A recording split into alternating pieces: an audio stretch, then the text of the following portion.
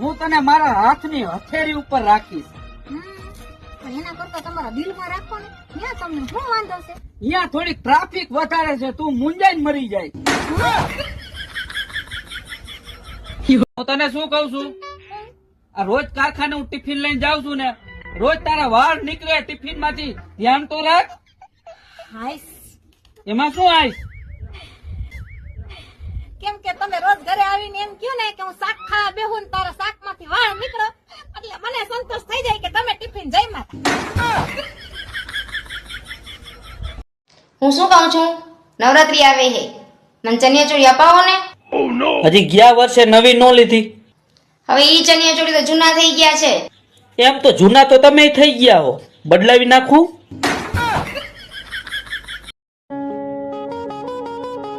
શું તાવ આવે છે?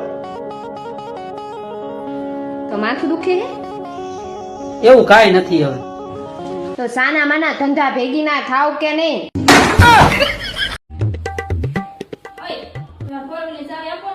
હું કામ? કીટી પાકે જવું છે તો 5 લાખની ગાડીમાં જાવ, તમારો વોટ પડે ને.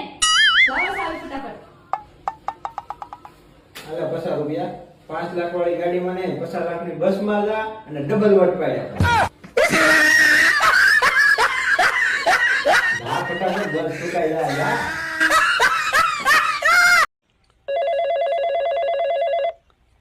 બોલ. ક્યાં છો તમે? તે તો લોહી પીધું, રોજ ઉઠીને ક્યાં છો. એક કામ કર, તું છૂટા છેડા લઈ લે. હું એમ કઈ છૂટાછેડા નથી આપવાની. 100 જણાને લઈને આવ્યા હતા ને તો 100 જણાને લઈ આવો. હવે 100 જણા આવ્યા, એમાં તો હું 25 જણાનો તો દાડો ખાઈ આવ્યો. તું ફોન મૂક ને, માથાકૂટ કરતી હવે.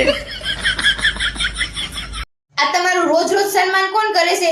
રોજ એક નવી સાલ લઈને આવો છો ઘરે. હવે સન્માન કોઈ નથી કરતું. આ તો હાંજે અમે ઠંડીના હિસાબે ફૂટપારી ઉપર બેઠા હોય ને, એટલે ઓલા દાન દેવા વાળા આવે ને, એ અમારી માથે છાલ ઓઢાડીને વયા જાય છે.